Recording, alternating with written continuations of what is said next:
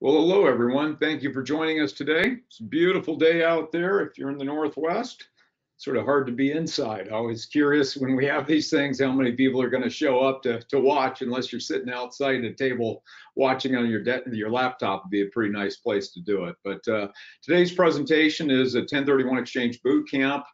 It's designed to give everybody sort of the down and dirty basics of the process. And I guess what I'd like to say is if people will, react to different presentations we've got, this one's intended for basics. If you want more advanced material, you can always check in with us, and we're presenting multiple times every month, obviously, and we've got a lot more information out there on our YouTube channels. I'm David Moore, and for the next hour, we're going to be talking about how to use the 1031, why to use it, a little bit about basis and gain, try to stay out of the weeds.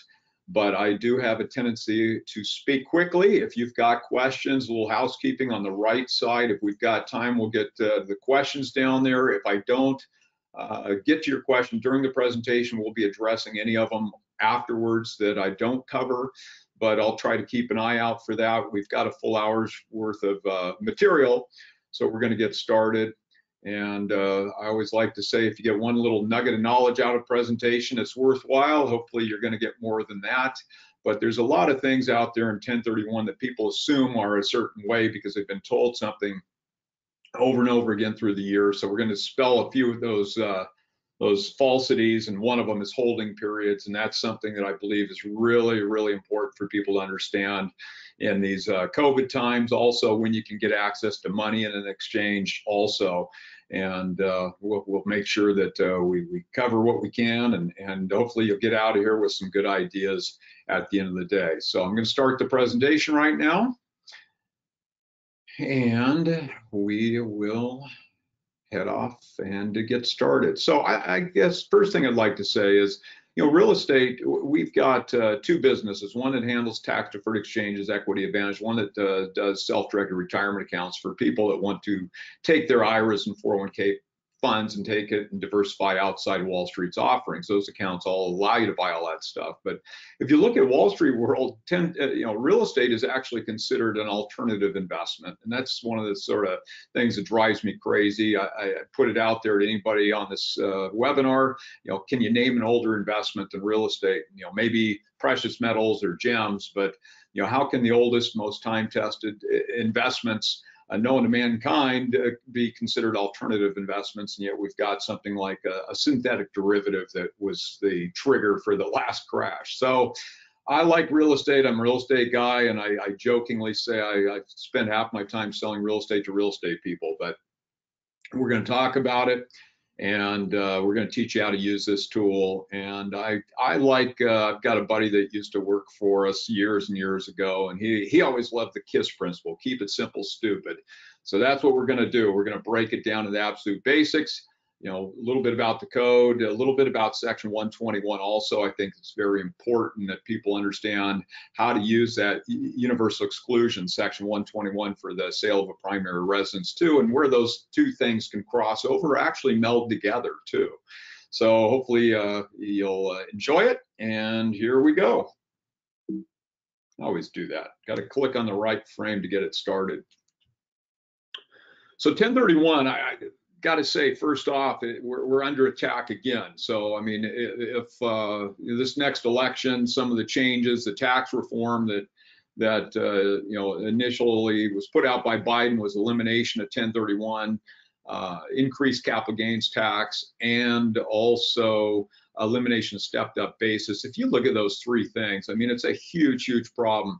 And 1031 is one of those things. It's not for the 1%ers. Anybody can do an exchange. Anybody can do an exchange. You don't have to have all these high-powered tax and legal people to help you. The exchange industry is something that's been around for a long time. 1031's been around since the 20s. So this is not a new process. It's something where we have gotten, sort of refinement of the code through the years. We had the big revisions were in 91. And then we've had some changes throughout the years. 2000, we got guidelines on reverse exchanges, safe harbors there, but we've got guidance on second homes in the mid 2000s too, and so on and so forth. But they continue to refine it, but we're under attack in the industry, and National Association of Realtors going to have some fights on their hands going forward. I guess that's just sort of the reality of today's world, but it's been around a long, long time.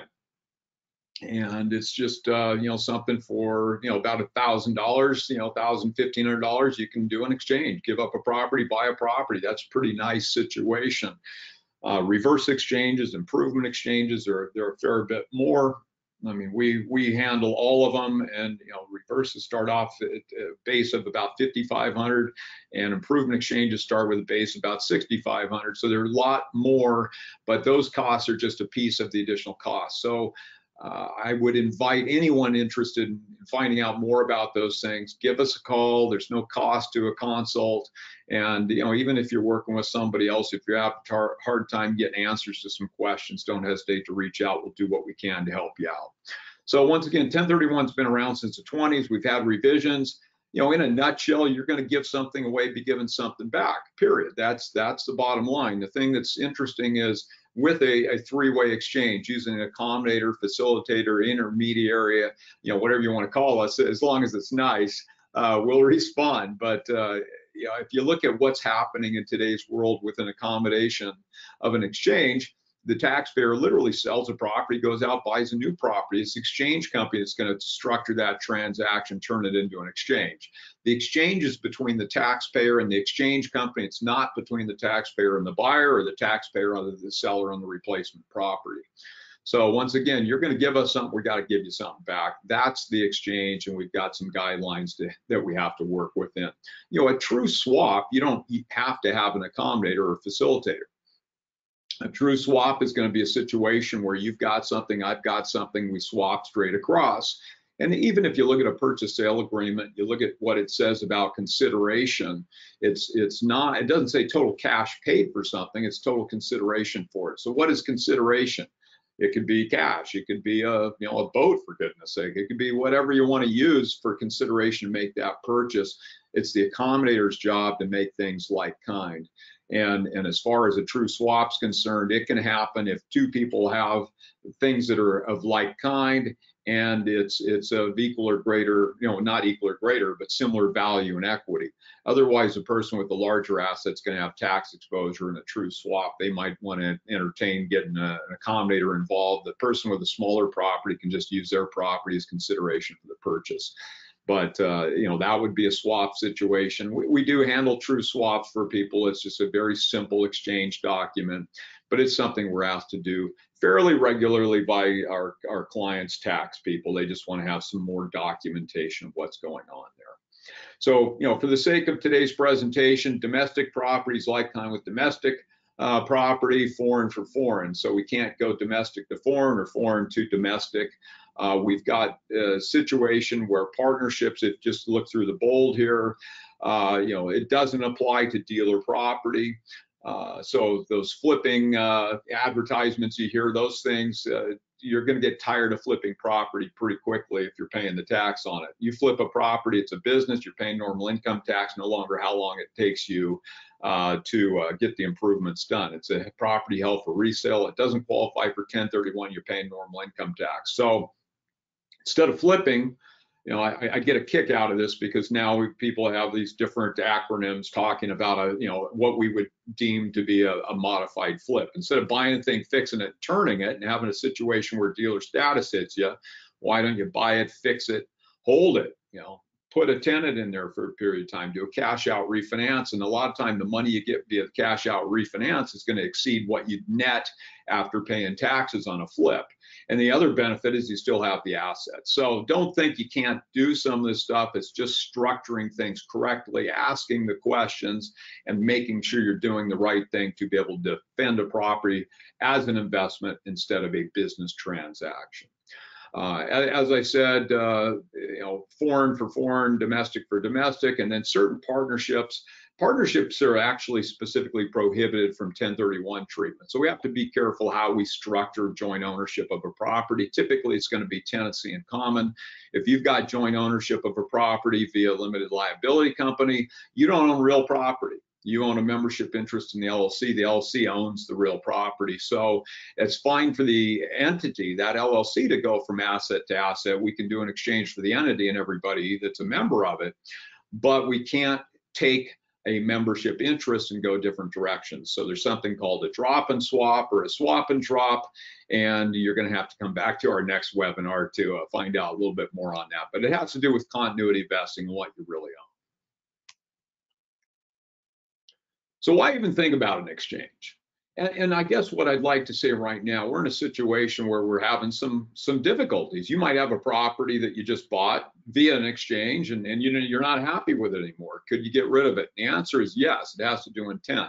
But if we look at basis and gain, you're looking at a situation where it's simply the gain's simply the difference between the adjusted basis and the adjusted sales price. So you're going to take the gross net of closing costs, and you're going to subtract the basis from that number, and that's going to give you your gain. It has nothing to do with profit. It's simply a tax calculation.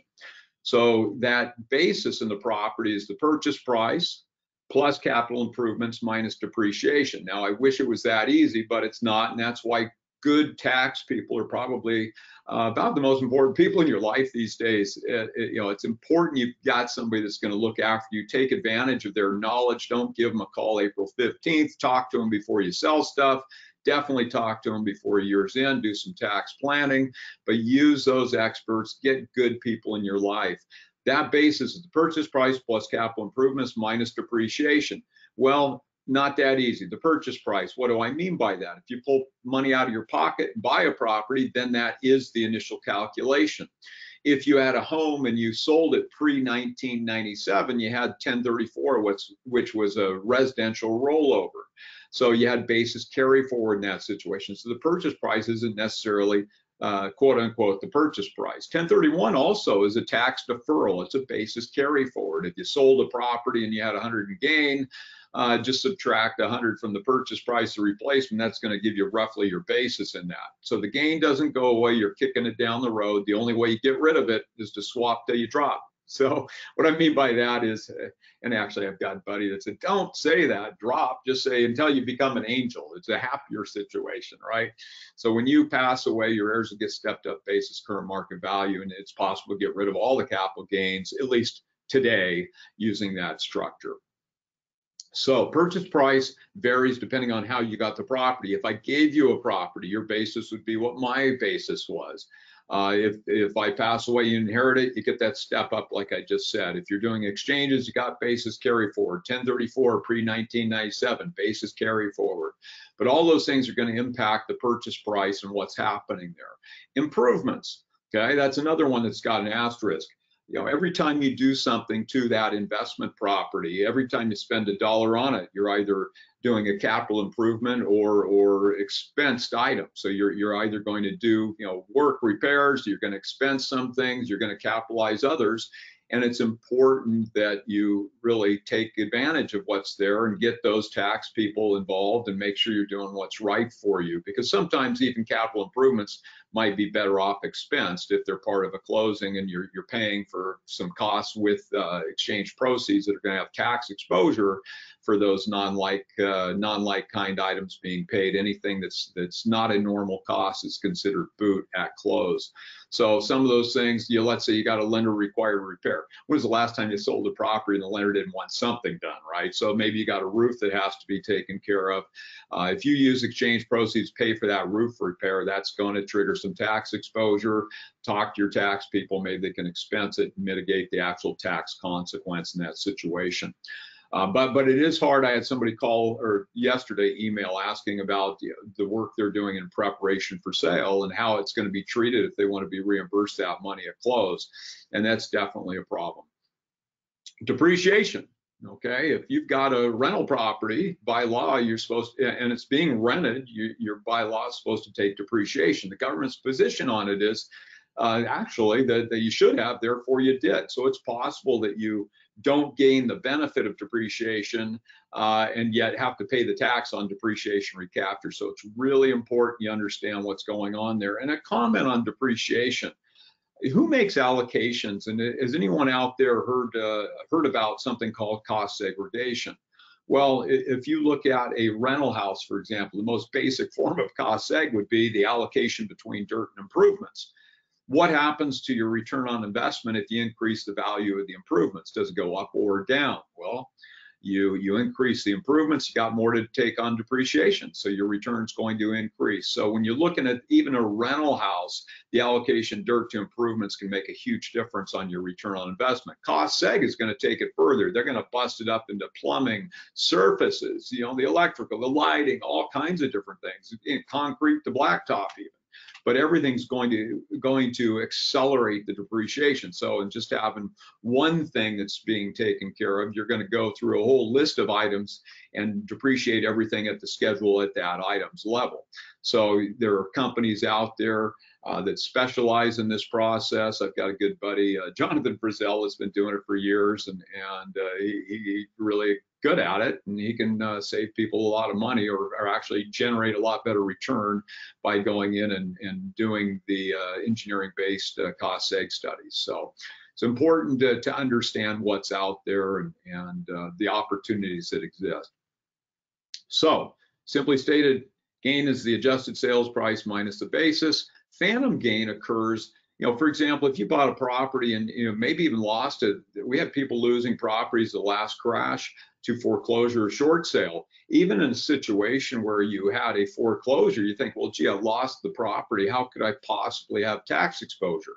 Well, phantom gain occurs when, let's say, in a foreclosure, if the debt on the property exceeds the basis, the debt is treated as the sales price, and you're going to have tax exposure even in a loss. So on residential property, your primary residence, you had tax relief on that situation. Income properties, you don't. So it's really critical. This is a very, very a horrible wake-up call for people, a rude awakening when they've lost something and they all of a sudden get that call that they've got tax exposure. So understand what your tax liability is going to be anytime you're relinquishing a property, either voluntarily or even involuntarily. You've got to be aware of what's out there, and your good tax counsel is going to be helping you out in that situation. So what's a tax hit? I mean, what are we looking at? Well, whatever you made on this sale is going to be added to what you made in a given tax year. Typically, we're looking at federal rates of 20% on appreciation, 25% on depreciation recapture, whatever state tax is going to be put on top of that. And, some of these states are hitting us harder and harder. If you look at Oregon, for example, I mean, they hit anybody that's making 250, in excess of 250 a year now is considered wealthy. They've got a wealth tax, another 1% added on to what other state taxes did apply. And I hear rumors that it might even go higher to fix all the COVID damage that's going on. But understand what's there. So if you look at federal rates, 20 and 25%, plus any state tax that's going to be on top of that, let's just say typically you're going to be around 10% on that. And we still have the healthcare tax, another 3.8. And this is assuming that you're being taxed at long-term capital gains tax rates. So something that's been held for more than a year and held as an investment during that period of time. So if you've held it for resale or less than a year, then you're looking just simply at normal income tax rates, and it can be pretty ugly. So make sure that you talk to your tax people, understand the tax liability before you ever sign on a sale. If you're looking at an exchange, understand that you're going to be buying something and be comfortable with the tax liability if you don't do it, and also understand what you're going to have to buy to do the exchange. And I'm assuming that's one of the reasons that you're on this webinar today. So 1031 is one of those things that we like to say it's probably the best wealth building tool in existence for real estate. Why pay something if you don't have to? But I'm going to tell you, especially in today's world, don't buy something just to hide from the tax. You might be in a situation where today you're looking at the world and saying, hey, I don't know what I want. But maybe next springtime's the time when we start looking at opportunities to buy stuff, and it might be worthwhile to you to just pay the tax and have that money. But that's that decision that has to be made between you and your tax people. And our position is, why pay anything if you don't have to? Keep it moving. Sort of on a funny note, I had a guy, this is probably I don't know, I've been in the business almost 30 years now. Had a little bit more hair on my head when we got started, but I think it's probably early 90s. I had somebody in a presentation say, well, that's not very patriotic. You know, everybody needs to pay their fair share and 1031's not okay. You know, any IRA and 401k plan is all tax deferral automatic. So it's really not any different than 1031. But you know, he just said it's not very patriotic to do that exchange. Well, you know, our position was, well, the most patriotic thing you could possibly do then is just keep exchanging, make as much money as possible instead of swap until you drop. If you have that patriotism and you want to pay the tax, some point just pay the tax at the end of the day. But why not keep that money rolling? Think about it. You save a buck, how much more do you have to reinvest? $3 or $4 more to reinvest. You know, at 75% loan to value, it makes a big difference. So you just sort of look at it and understand if you're giving up property that's been held for investment, you're going to go buy some new. You understand what your tax hit's going to be. That's going to arm you with the information necessary to make the intelligent decision on the exchange. So what are you selling? And this page I would put out, I'd love to see brokers use this in the residential world anyway, anytime they sell a piece of property. In the commercial world, I'm going to say, you know, for the brokers that deal with just large commercial properties that are on this call, I'm going to say, look, you need to be aware of 121's limitations also, because if you've got a client that's got a, you know, $5 million property, I'm going to bet that their house is a pretty nice house too. And if their house has gains, think about the universal exclusion. Section 121 came into play in 1997. It made a big deal in 1997, $250,000 tax-free for an individual, $500,000 for a married couple. You can do that once every 2 years, and all that's got to happen to qualify is you have to live in the property for an aggregate of 2 out of the preceding 5. So it's not even what it is at time of sale, it's just whether you fit that 2 out of 5. Now that 250 and 500 number meant a lot in 1997. Today, you think about how many people out there have gains well in excess of the 250 or 500, and we're going to tell them, look, move out of the property, season it as an investment. You know, maybe you hold it a year after you've moved out, then you sell it, do an exchange. You're entitled to the exclusion as long as you sell it within 3 years of moving out, and you just 1031 the overage. So you can go from a situation where you've had a large tax hit to really knocking it down to virtually none. 1031 applies to what something is, you know, at the time of disposition.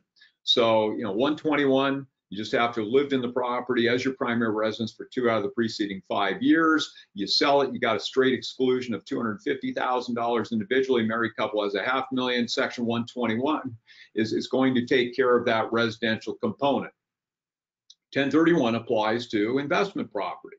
So, you know, it could have been a residence. Like I said, it could be converted back and forth, but 1031 applies to what something is at time of disposition. And if you've held something as an investment, then you're entitled to work 1031. And a lot of times people are saying, well, you know, I didn't hold it long enough. I didn't hold it for 2 years. My tax people say I've got to hold it 2 years. My broker said I've got to hold it for 2 years. It's not true. There's no required hold in the code. It's truly up to you and your tax people how long it's going to be. Long enough has to do with intent. So think about the situation today.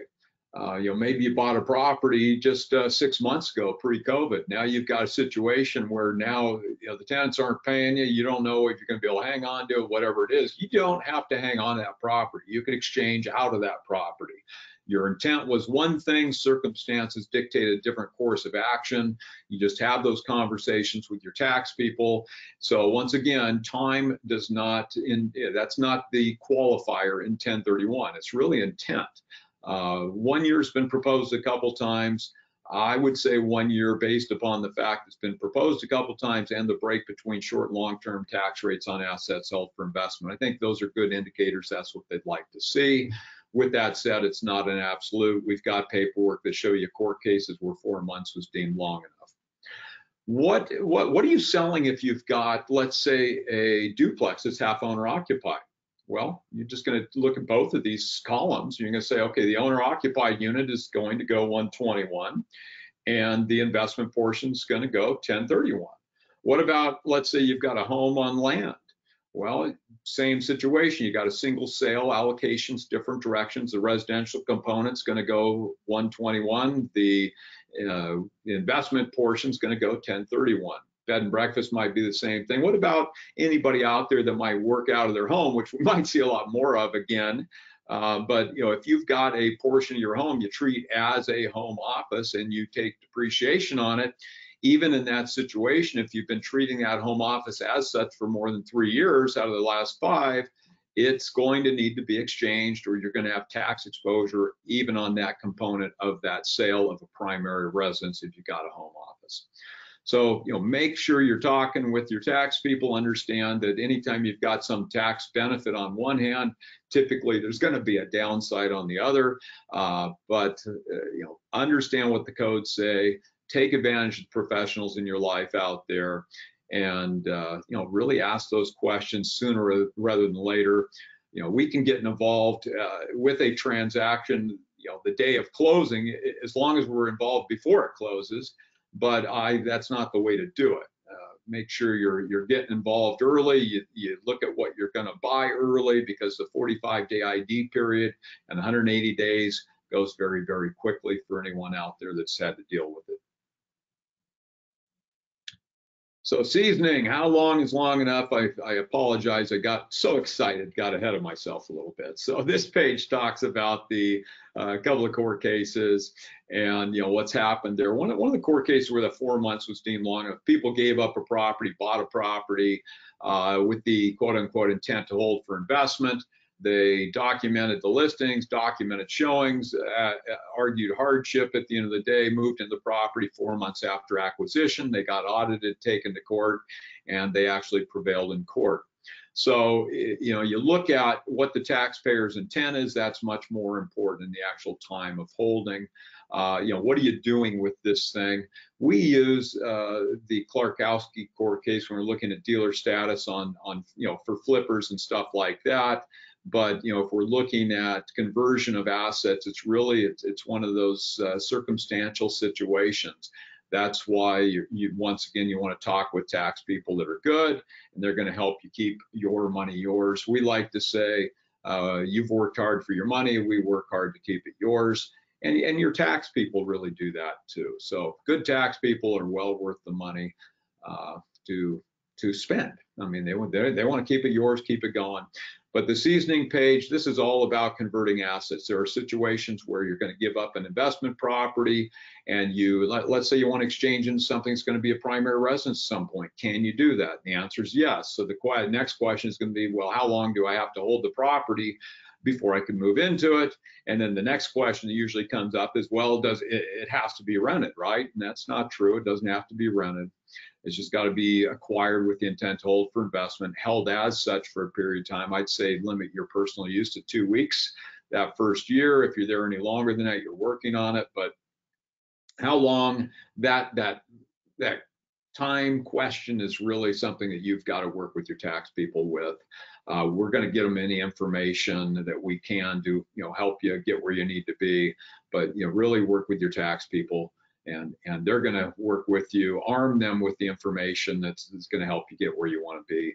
But there are situations where you're going to take a residential property and convert it into investment. There's situations where we're going to take investment, convert it into residence. You've got tax codes that fit these things. By the way, what else might fit between Section 121 and 1031? 1033, something that's involuntarily converted. Let's say a situation occurs where city, state, municipality takes and condemns a property. You've got 1033 to work with there, and it's pretty attractive when compared to 1031 with the timelines. Another thing that might fall outside actually 1033, 1031, or 121 is dealer status stuff. So there's other things out there. It doesn't always fit nice and tidy into a code, but we've got these codes to work with, and we're going to look at what your situation is and try to apply the code or codes that are going to help you get where you need to be. COVID and holding, once again, that 1 year hold is something that we would look at and sort of encourage. But in a situation like this, if you've got hardship for sales, Section 121, the universal exclusion, also it's not an elective proration of the 2-year requirement. It's a hardship base. So you might have a home right now that you say, well, gee, I haven't lived there for 2 years. But if you've got hardship out there and you've got a situation where you need to give up something, you are going to be allowed a proration and a hardship. And that's going to impact hold periods with 1031. It's going to impact hold periods for 121 too. Once again, talk to your tax people, ask the questions. A lot of times, give us a call. We'll go through it and once again, arm you with the information that's going to help your case. So if we look at 1031, what qualifies? And you've got to understand, we used to have a lot of fun with personal property. Used to do aircraft, used to do a lot of helicopters, a lot of nice jets. Used to do a lot of high-end cars, artwork. But with 2017's tax reform, we lost personal property exchanges, unfortunately. So now it just applies to real property. But if we look at real property, dealer property doesn't qualify because it's held for resale. It's not an investment. 1031 applies to property that's been held for investment. So dealer property flippers, they don't qualify. Primary residence, a portion may. Typically it's not. But we look at that primary residence, look at the gains, and maybe start splitting things up and seasoning or so on and so forth. It's all about seasoning if you're looking at converted use and keeping money yours. Personal property, as I said, we lost. Partnership interests are specifically prohibited. Vacation homes, okay? As I said, I've been doing this for almost 30 years now. Vacation homes is something we've always worked on. And we got guidelines in the late 2000s that basically ratified the process, which was nice, but also made it very unappealing because for a second home or vacation home to qualify, you have to restrict your personal use to 2 weeks or 10% of the time it's rented for the 2 years pre-disposition and the 2 years after acquisition. So that really slows things down. If you flip back and think about what I was talking about with required holds and intent, well, that's a lot better, a lot more attractive timeline or a period of time than what we're talking about with the second home rules. So that's a conversation I'm going to invite you to have with us. If you've got that situation, we can go over things and try to help you justify what's going on there or make things fit. Maybe it takes time. Seasoning can take care of a lot of different situations and so whether it's converting from partnership to personal ownership or vacation home to investment or primary residence to investment or investment to primary residence, these are all seasoning issues. And if anyone out there is looking for a black and white answer, it just doesn't exist. If you were my brother, that's a related party transaction. Even in that situation, the code says a 2-year required hold. But if you can document there was no intent to avoid tax, even in that scenario, the 2-year doesn't absolutely apply. So if you can document there's no intent to avoid tax. Now that's arguing that the 1031 is not tax avoidance, it's tax deferral. But once again, talk to good tax people. We're going to help you, get you the information, get it to them. They've got questions, they can get back to us. We're happy to have that conversation. Basic, remember the KISS principle. Keep it simple, stupid. One, it's got to be an exchange. As far as you're concerned, you're going to sell something, you're going to buy something. We're going to step in the middle and turn it into an exchange. So you give us something, we got to give you something back. All right. The items relinquished or received must be of like kind. 3, we've got to satisfy what we call the NAPKIN test. And 4, we've got to have continuity of vesting. The bottom line is we're talking about investment properties.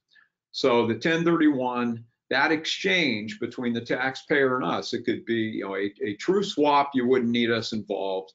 Once again, that's between 2 people directly, and if the asset is of the same value and equity, great, then it's going to fit and both parties are going to be totally deferred.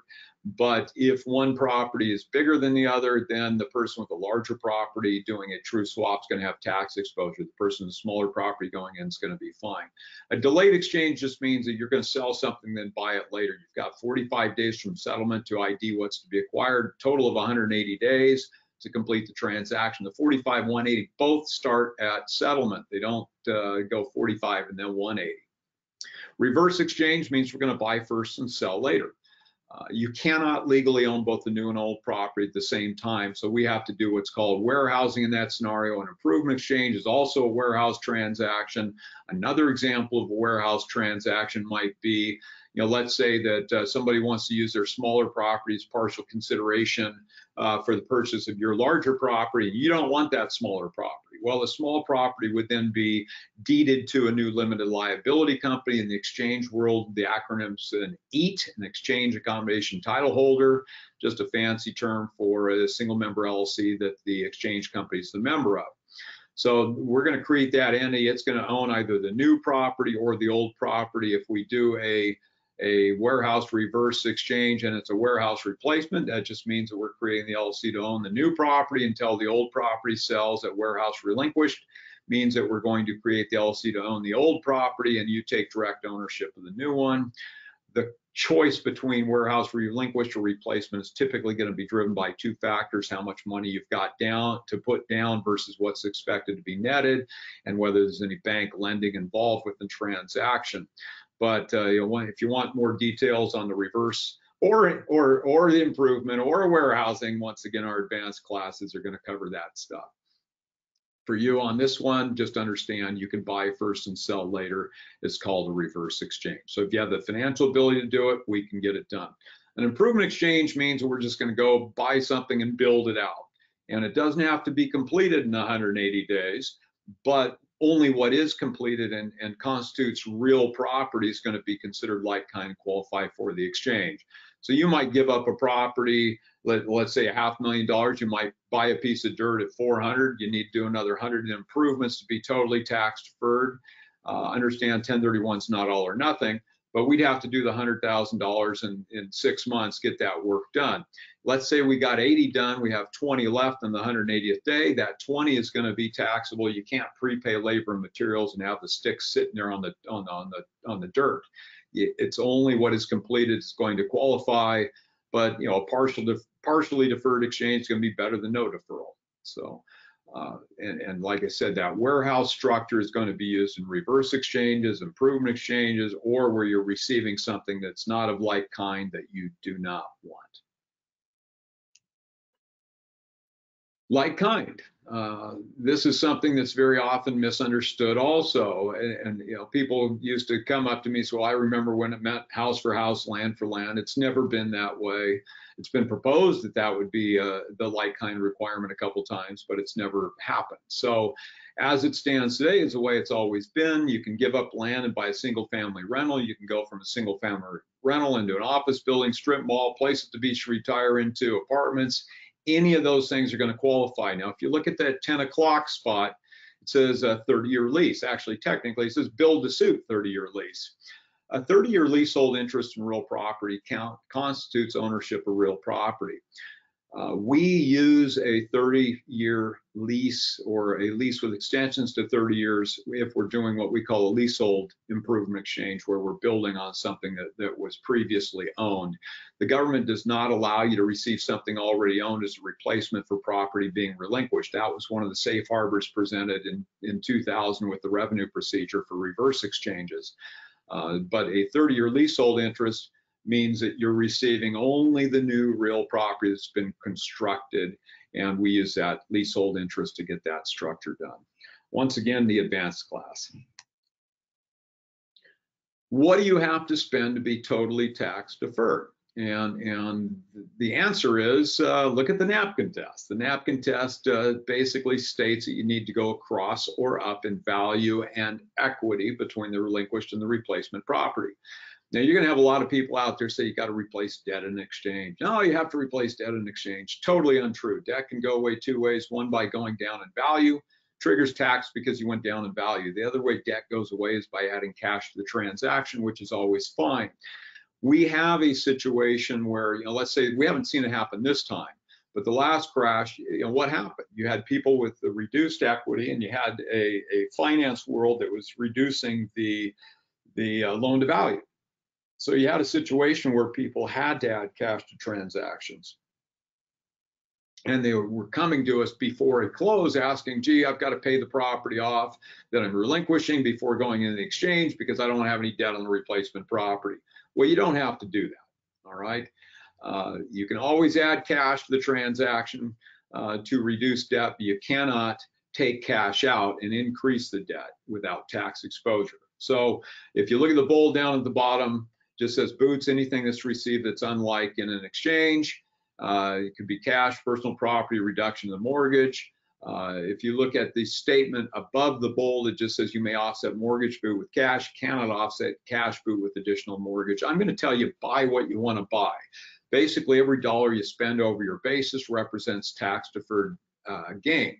So, you know, every dollar more you spend on something than you have to costs you $1. I've actually had people say, well, gee, should I pay more for the property so I don't have any tax? You know, every dollar you spend costs you $1. If you don't spend it, maybe it's 30 cents, maybe it's 40 cents.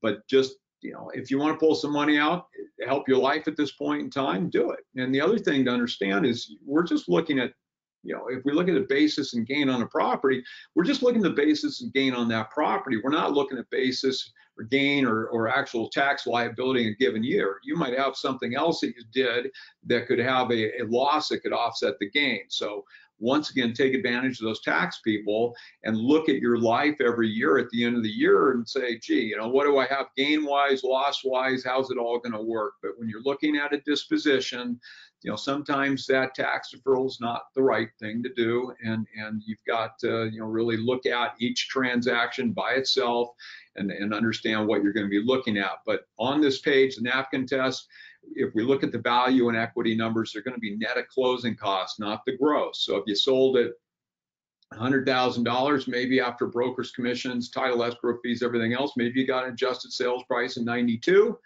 That's what you need to buy to be totally deferred. If you bought at 85, you're going to have exposure on roughly, you know, $7,000. But if your basis was 50, you're going to defer tax on 42,000. So it makes sense even in that situation.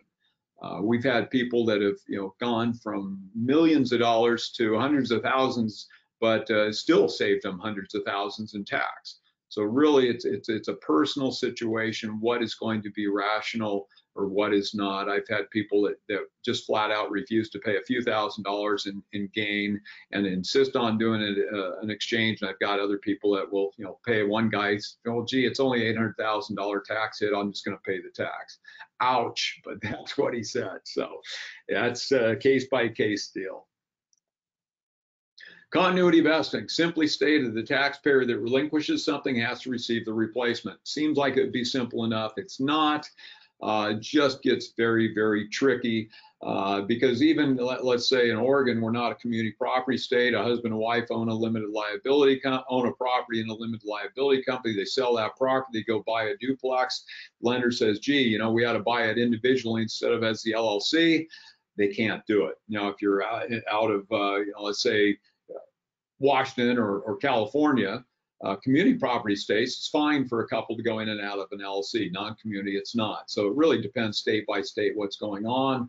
Let's say if you and I own a property and we go to sell it, if we're going together to go buy a new property together, that LLC will just do an exchange for the entity and we're fine. If you and I want to go different directions, we've got to either do what's called a drop and swap. So we'd have a deed out of the LLC to the individuals. That ideally would done probably be at least a year in advance of disposition. People don't think about it until it's closing. So, you know, in slang, that's a drop and swap. The other way we can do a swap and drop, meaning we're just going to go forward in the entity and then break it out maybe a year after the exchange. But these are all situations. People ask me all the time, you know, when should I think about an exchange? I'm going to tell you when you buy the property. If you didn't do it then, at least think about it when you consider selling it. And ask those questions. Timelines, we talked about the 45, 180. They both start at settlement. You don't get 45 and then 180. And the fine print of code actually says, as we get closer to the end of the year here, it says basically you've got 180 days of the due date of your tax return. So if you close a transaction late in the year, do not file a tax return until you've completed your exchange. Do not file the return until you've completed the exchange, period. Okay. It's one of those things where you could, as soon as you file it, your exchange is done. I see a couple questions. Steps need, so I've got a question from Brian Walsh. Do you have breakdown of necessary steps you need to take in order to affect an exchange? You know, really, as far as that question is concerned, you're just going to list and sell the property as you normally would. What you do need to do is make sure that there's some type of cooperation provision in the purchase sale agreement establishing your intent. Now, most purchase sale agreements have a right of assignment. So even if you don't have a 1031 cooperation provision in it, that right of assignment will allow it to be done. A lot of states have that built-in boilerplate in state forms, but it's written somewhere along the lines of, you know, the buyer seller reserve the right or have the right to do an exchange. It doesn't say anybody's going to. Now, on a sale, on that relinquished property side, you know, that'll allow you to do the exchange at the 11th hour, but that doesn't tell anybody you're going to. So I'm going to tell you, as soon as you got an escrow open, if you're just relying upon the boilerplate that says you have the right to, make sure you let escrow know, because they don't want, you don't want them drawing everything up as a sale and having to change it, or worse yet, drawn up as a sale because they didn't know, and then the day after the thing closes, you call us up. And unfortunately, that happens all the time. So if you want to, you know, really protect yourself, you can just put something in the sales agreement. You know, the seller intends to do a tax-deferred exchange at no additional cost, liability to buyer. You know, something along those lines is going to take care of it. On the acquisition side, obviously, if we've got your money, we're not going to forward it without the exchange being taken care of. But really, that's all you're doing to get it started. I'm going to tell you, as soon as you list that property, you better be looking for the replacement, because the 45-180 goes very, very, very quickly. All right. Got another question. Can I buy a property that's currently owned by my wife? The answer would be no to that. You know, you can't buy from yourself, in effect, and you know, if most people are going to be filing jointly and taken care of that way. Also, we've got related party rules. So typically, you can exchange from exchange. You can sell to a related party, but you cannot buy from a related party. And that just has to do with basis swap issues where, you know, for somebody, one person sells, has a huge tax hit, the other person's going to sell with very little tax exposure. So just figure, and that leads also back to my comments on that reverse exchange, the safe harbors. One of those safe harbors prohibits receipt of property already owned as a replacement for property being relinquished. The bold at the bottom of this page. So those timelines go very quickly. Pre 9/11, we'd never had an extension to 1031. Since then, every time we've had a presidentially declared national disaster, we have an extension, and we get those extensions out to people that have been affected by that disaster. The COVID you know, situation in and of itself, actually, for the first time ever, we had a nationwide extension, but that's far gone. You know, which is sort of funny, because I mean, funny or sad, because we obviously are continuing to be impacted by that situation. ID rules. Okay, you only have to work with one of these, and this is a huge misunderstanding for people.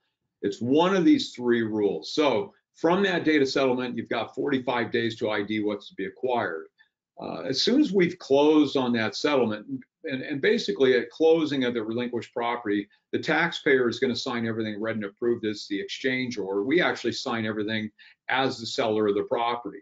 So phase one, they give us something, we sell it. Phase two, we buy it and give it to them. And you know, what's going to happen is that 45-day clock starts that settlement date, and you've got to work with one of these three rules. And to do an identification, you've got to provide what the government would deem an unambiguous description, and you have to receive substantially the same thing. So if you're buying a condominium, it's got to be a specific unit. If you're going to buy a piece of something, if you want to go out and buy a property along with me, tenancy in common, totally fine. If you're picking up less than half of it, you need to, you know, stipulate what portion you're going to buy. You may have heard of something called a DST, Delaware Statutory Trust. It's like an exchangeable REIT. We've got lots of money going into those right now, and you're buying either a piece of an asset or a piece of a portfolio of assets. In that situation, you need to identify the exact piece that you're picking up. So it's important that you identify the portion and you receive substantially the same thing. The three rules are as follows. 1, the 3 property rule. Straight up, 3 properties of any value, no cap, period. That's it, but you're capped at 3 properties. Second rule says you can ID more than 3 properties. Total value of the properties ID cannot exceed 200% of the relinquished property's value. We're going to look at the gross sales price of the relinquished. What's a property worth? Is it worth what it's listed for? Does the property have to be listed to be identified? The answer is no. What it's worth is what it's worth to you. So if you're looking at the 200% rule or the 95% rules, you need to put the value of the property on the ID form as well as the description. So on rule A, that 3 property rule, no value is required. 200% rule, you need to ID the property and put the values of those assets. You're looking at you can ID any number can't exceed 200% of the relinquished property's value. Third choice is you can ID more than 3, exceed 200%, but you got to close 95% of the aggregate value of all properties identified. So it gets tough. That third rule, I would say, don't do it unless you're buying everything you ID. You got to get it done inside the 45 days, and it's really problematic for people. Cannot change your mind at any time after the 45th day unless that presidentially declared national disaster. So you're going to fill out, as soon as we get the final settlement statement, we're going to send out an ID form. It's going to give you these rules. It's going to say how much money we're holding. It's going to give you a form to be filled out, mailed in, faxed, and just get it to us prior to midnight the 45th day, and it'll go in your file. If you're ever audited, it'll be there to take care of you.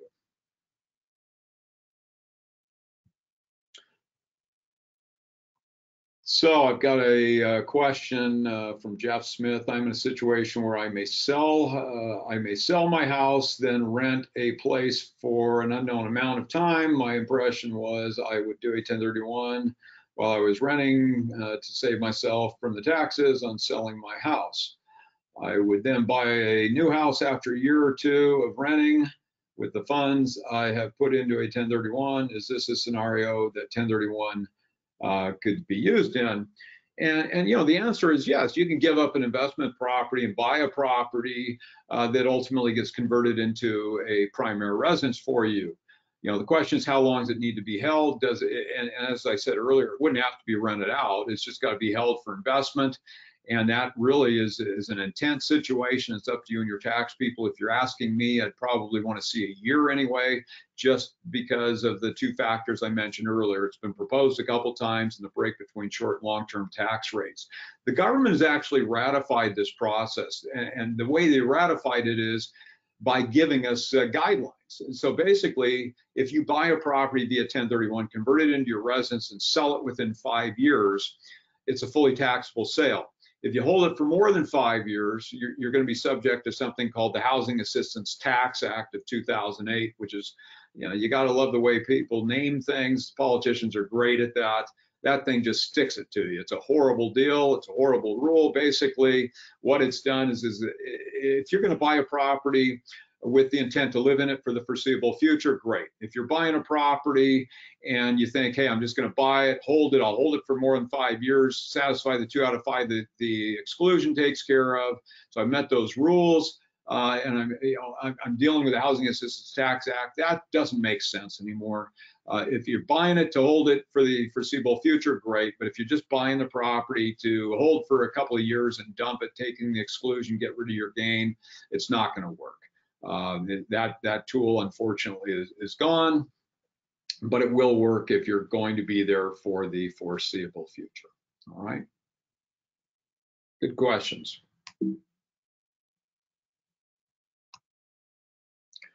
When can I get my money? Okay, I'm going to get through this because I'm behind and I apologize. Okay, we've got some examples and got to get through stuff. When can I get my money? This is critical, you understand, in today's world, because 1031, you can only get your funds after you've purchased everything you have the right to buy. So if we close your down leg, phase 1 of the exchange, the money's sitting with us, you've got that 45-day ID period, total of 180 days to get the thing done. You cannot receive the funds for any reason inside the 45 days. So if you want to pull money out of the exchange, you pull it out at close and it's excluded from the exchange, or it all comes into us. If it gets to us, let's say on day 20, you found something else, you don't want to complete the exchange, we can't give you your money until day 46 at that point. Now, when we get that 45th day in today's world, it's critical that you are either in at that point or out. Don't identify something just in case, because what happens if you get in the exchange and you identify something just in case and it's now day 60 and you don't want it? Well, now I can't give you your money till day 181. So that's going to be a problem. Also, you might have heard of, an opportunity zone. Okay, an opportunity zone, an OZ. You've only got 180 days to get money into that. So maybe you've shifted gears. You thought you're going to do an exchange. Now you want to throw it into the OZ instead. If you've identified something, we're outside the 45 days, we're stuck. We can't give you the money till day 181 again. So if you've ID'd something and we're inside the 45, rescind the ID, and on day 46 you can get the money. Otherwise, if that hasn't been done, you're now with us until day 181. So that's really something that's important for people to understand today when you're looking at maybe doing an exchange, maybe not doing an exchange. Today's issues, people are making changes. They're moving stuff around, lots of movement. I have people calling every day, getting out of places where, think about this. If you just bought a place and you got this, the governor is, gee, the tenant doesn't have to pay you until March. You think the tenant, if they're not paying you today, is going to have the money in March. So obviously I've got lots of people that are moving stuff around, scared. And that, once again, time of hold is irrelevant. It's your intent with what's going on. And as far as timelines, they can move back and forth. So we have people moving things.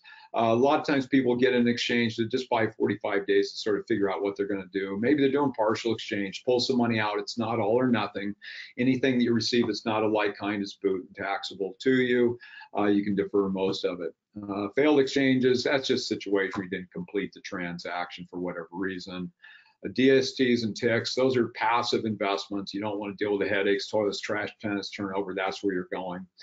We actually have people, combining IRA, 401k funds, and 1031s also.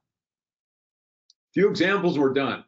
Okay, so this is something that's critical. We only have 21 days, actually 20 days left of this now. So the CARES Act, you might have a situation where you've got, you need some money to fix up a property, or maybe just your life. And this is not really a 1031 situation, as opposed to it's just a sort of first aid for your life right now.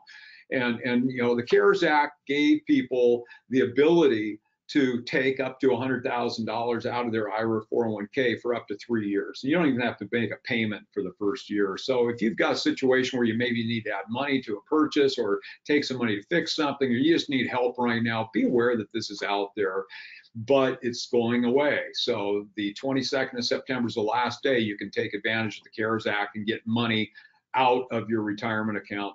If you got questions on that, talk to your administrator if you're in a 401k plan, or the custodian if you're with an IRA, and talk to your tax people about it. It's supposed to be a hardship for this situation, but I would say lots of people with hardships right now.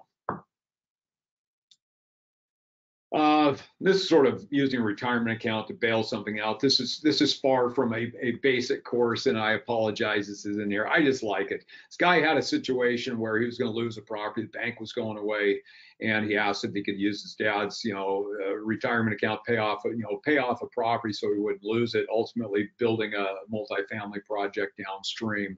And you can't just take retirement money from a related party and pay it off. That's a prohibited transaction. So in this situation, we created a limited liability company.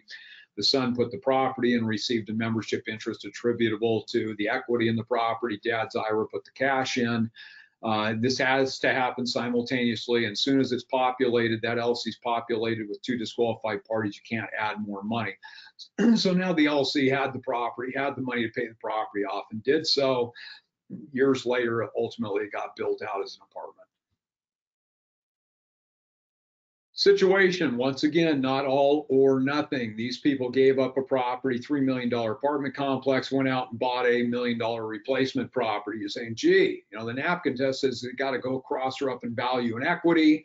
And boy, did they go, down, right? I mean, they went from 3 million to 1 million.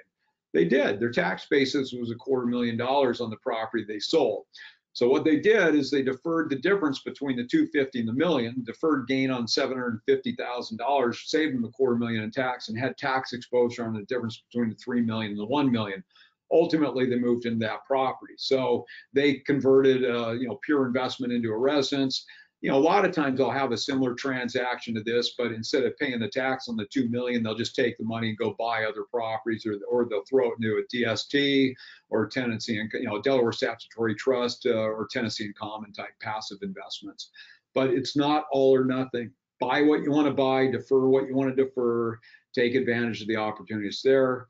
And why make your life harder than you need? And one other question, the comment actually, I think Brian asked earlier, about the rental during that period of time too, is you got to factor that in. Look at your tax deferral through the exchange, but understand if you're renting something, you're living someplace else for a year, that's $3 grand a month, that's 36 grand plus whatever else is there. You're probably costing 40, 45 grand just to live in someplace else during that period of time.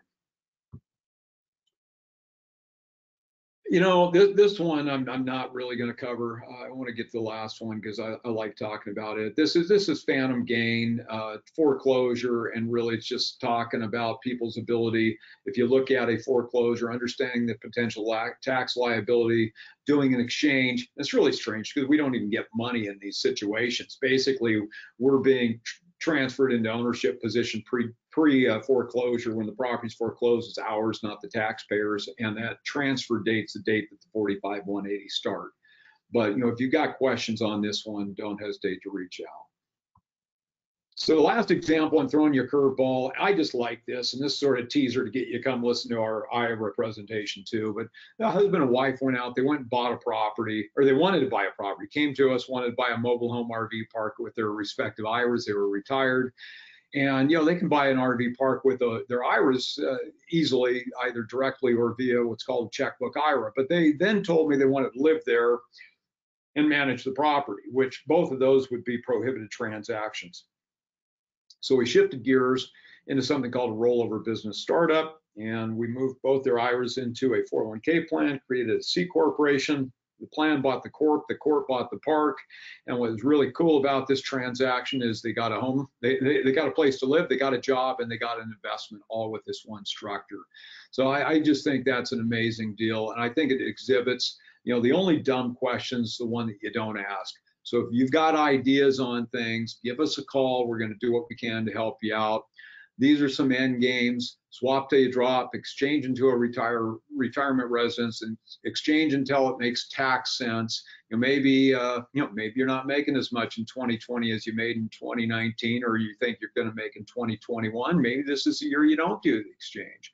Exchange into a passive investment. Installment sales. Installment sales, you got to understand, and structured sales and installment sale is institutionally put together. But you got to understand, in installment sales, you're going to have tax on debt relief and depreciation recapture in the year of disposition. If you do a transaction, you've got an installment sale, and Tony, I apologize, I don't have time to cover it today. Once again, an advanced class topic, but we can do, a lot of times you'll have people say you can't do an exchange with an installment sale. There's literally 5 different things we can do there.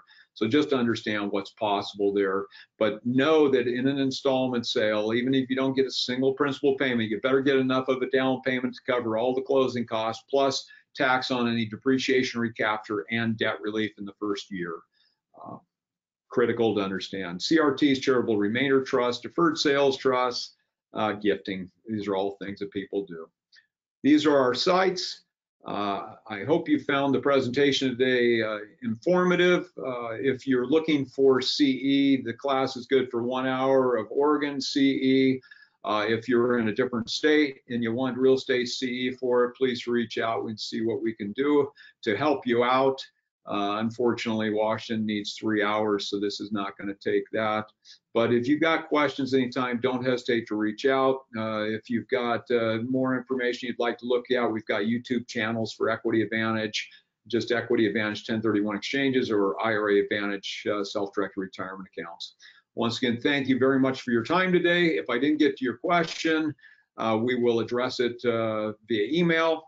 And I look forward to seeing you all on a webinar in the future, and the opportunity to look and work with you going forward. Take care, and the best of health to everyone. Thank you.